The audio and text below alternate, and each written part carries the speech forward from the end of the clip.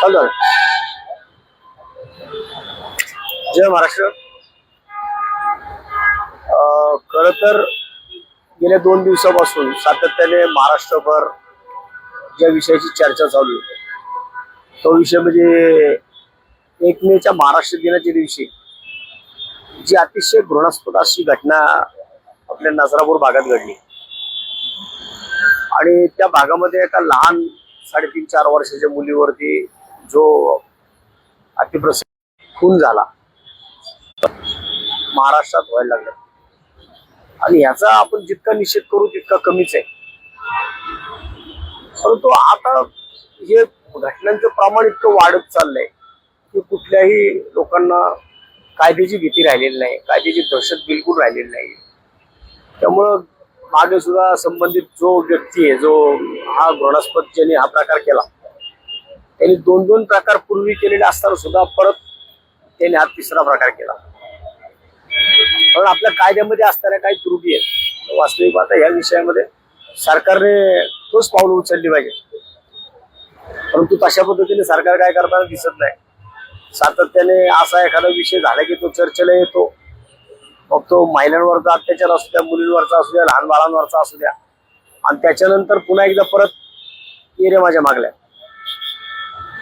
जे कायदे कठोर असे कायदे सरकारने करायला पाहिजे ते कायद्यात आता बांधताना दिसत नाही.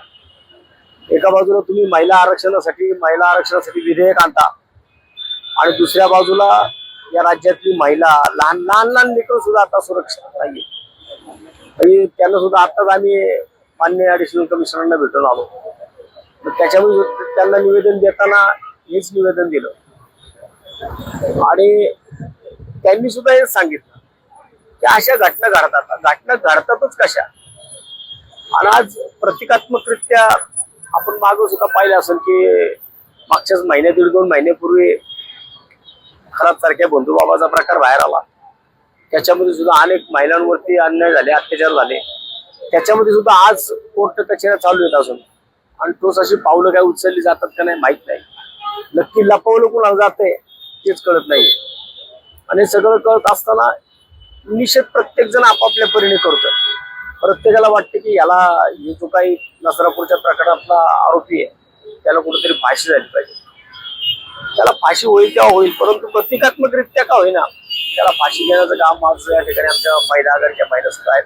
आमचे सर्व कार्यकर्ते शिवसेना उद्धव बाळासाहेब ठाकरे या पक्षाच्या वतीने आम्ही आज या गोष्टीचा निषेध म्हणून आम्ही इथं कात्रज चौकात जमलोय. कारण कात्रज चौक म्हटलं की हा संपूर्ण घाट माथ्यावरती म्हणजे कात्रजच्या शिवापूर परिसरामध्ये म्हणजे नसरापूर भागामध्ये ज्या भागात घटना घडली त्या भागामधनं लोक याच ठिकाणावरनं जातात आणि या धर्मवीर छत्रपती संभाजी महाराजांच्या फुलाखाली आज आम्ही प्रतिकात्मक त्या पुतळ्याला इथं फाशी देण्याचं काम करणार आहे.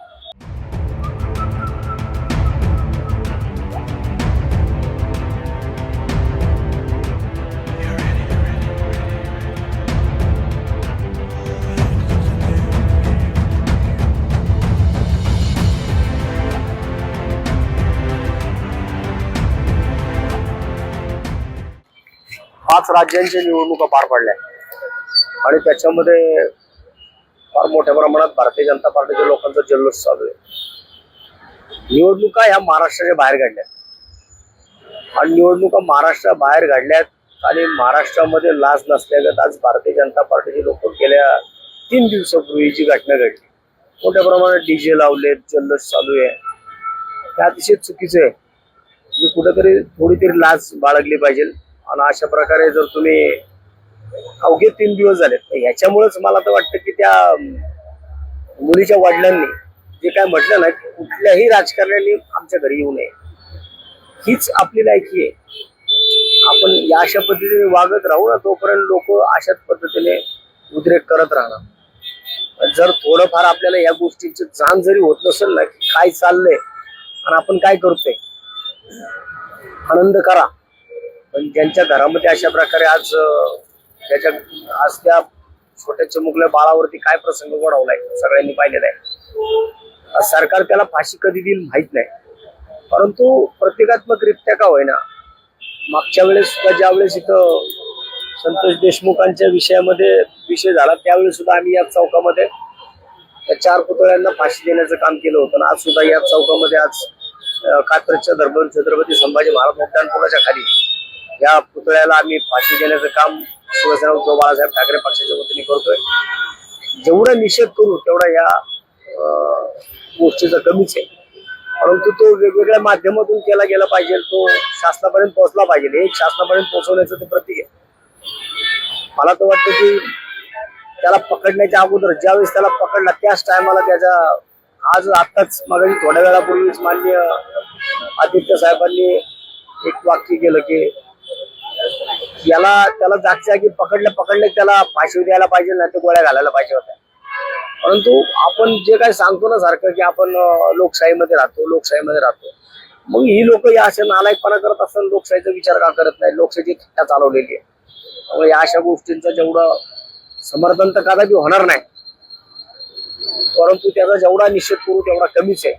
मी आज या ठिकाणी आमच्या सर्व कार्यकर्त्यांच्या वतीने संबंधित पुतळ्याला आणि हे सगळ्याच घटनांचा, मग तो खराबचं प्रकरण असेल, अजून कुठल्या बंधुबाबांचे प्रकरण असतील, किंवा आताच कालचं झालेलं हे प्रकरण असेल, त्याच्यानंतर सुद्धा 2 प्रकरण झाली. परत चाकणला एक झालंय, लहान मुलाच्या बाबतीमध्ये आज बीड मध्ये झाले. रोज लोकांना याच्यामध्ये एंटरटेनमेंट असल्यागत वाटायला लागले. त्यामुळे जोपर्यंत फास्ट ट्रॅकवरती म्हणता फास्ट ट्रॅकवरती, पण ज्या घटना आतापर्यंत घडल्या इथून मागून सुद्धा त्यांचं फास्ट ट्रॅकवरती घेणार होते. आजपर्यंत काय आलं त्या विषयात? आजपर्यंत फास्ट ट्रॅकवरती कुठल्याही घटनेचा लगेच जागी महिन्याभरामध्ये त्याला फाशी अशी झालेली नाही. सरकार त्या गोष्टी म्हणतं, होऊन देतं, आणि त्याच्यानंतर मग आता जो प्रकार नवले ब्रिजला घडला, मग तिथं उद्रेक झालेला असताना त्याला परत इकडे लोकांना बंद का करावं? कारण राजकारण्यांवरती विश्वास राहिलेला नाही. जर सरकारने या सगळ्या गोष्टी पाहिल्या तर लोकांचा जो रोष आहे ना, तो रोष इतका भयानक आहे की संबंधित व्यक्ती जर त्या टायमाला हातात सापडले असते तर त्याच्या वयाचा त्याचा कुणीच विचार केला नसता. हे याच्यावरून कळतं. सरकारने सुद्धा या गोष्टीतनं बोध घ्यावा. जेव्हा एखाद्या घरामध्ये अशा घटना घडतात ना, त्यावेळेस मग मात्र कळतं. मग त्यावेळेस माणूसाला वाटतं की अरे खूप वाईट झालं. स्वतःच्या घरामध्ये जेव्हा या घटना घडतात ना, तेव्हा मग त्याची धग किती आहे ती कळते. आज आम्ही कमीत कमी रस्त्यावरती उतरून या सगळ्या गोष्टींचा निषेध करतोय. सरकारमधल्या लोकांनी सुद्धा या गोष्टीच्या समोर येऊन निषेध केला पाहिजे. कारण ती छोटं बाळ होतं, त्याला काही एक छोटीशी कळी होती की ती उमलण्या आधीच फोडण्यात आली. 3.5-4 वर्षाचं ते लेकरू होतं, आणि त्याच्यावरती अशा प्रकारे 65 वर्षाच्या वयस्कर माणसाने अन्याय केला.